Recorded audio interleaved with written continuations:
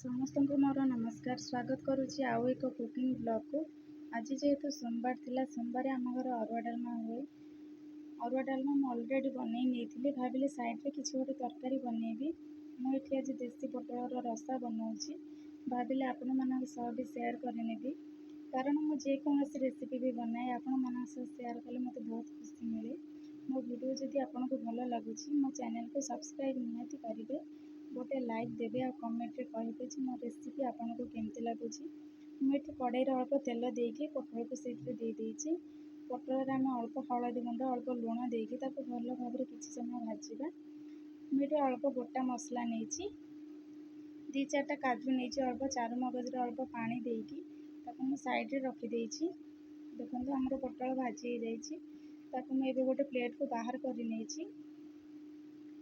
Same କଡ଼େଇରେ ମୁଁ ଗୋଟେ ତେଜପତ୍ର ଦେଇକି ଯେଉଁ ଶୁଖିଲା ମସଲା ସବୁ ନେଇଥିଲି ତାକୁ ବାଟିକି ଦେଇଦେଇଛି। ମସଲାକୁ ଆମକୁ ବହୁତ ସମୟ କଷିବାକୁ ପଡ଼ିବନି, ସେମିତି ବହୁତ ଜଲ୍ଦି ହେଇଯିବ। ମୁଁ ସେଥିରେ ଅଳ୍ପ ହଳଦୀ ଗୁଣ୍ଡ ଦେଇଛି, ଅଳ୍ପ ଲଙ୍କା ଗୁଣ୍ଡ ଦେଇଛି। ଯେହେତୁ ମୁଁ 2ଟା କଞ୍ଚା ଲଙ୍କା ନେଇଥିଲି ତେଣୁ ମୁଁ ଲଙ୍କା ଗୁଣ୍ଡ ବହୁତ କମ୍ ଦେଇଛି। ଯେଉଁ କାଜୁ ଚାରୁମଗଜ ବଟା ଆମେ କରିଥିଲି ତାକୁ ଦେଇଦେବା। ଦେଖନ୍ତୁ ଆମର ମସଲା କେତେ ଜଲ୍ଦି ହେଇଗଲା। ଆମେ ଏବେ ଯେଉଁ ପୋଟଳ ଛାଣିକି ରଖିଥିଲେ ସେ ମସଲାରେ ଦେଇକି ତାକୁ ଭଲ ଭାବରେ ଗୋଳେଇ ଦେବା।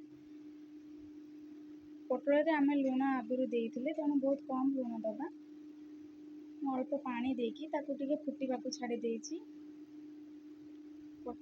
ପାଣିଟା ଫୁଟିଗଲେ ପୋଟଳରେ ଆମର ମସଲାଟା ପୁରାପୁରି ଭେଦିଯିବ। ମୁଁ ସେଥିରେ ଅଳ୍ପ ଧନିଆ ପତ୍ର ଦେଇଦେଇଛି। ବହୁତ କମ୍ ସମୟରେ ଆମର ପୋଟଳ ରସା ରେଡ଼ି।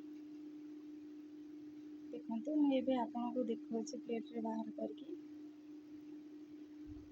ଖରା ଦିନରେ ପୋଟଳର ରେସିପି ସମସ୍ତଙ୍କ ଘରେ ବନିଥାଏ।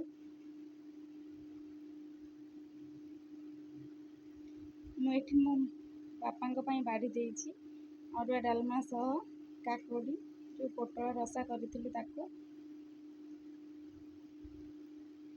ପୁଣି ଦେଖା ହେବ ଆଉ ଗୋଟେ ଭିଡ଼ିଓରେ। ରହିଲି, ବାଏ ବାଏ।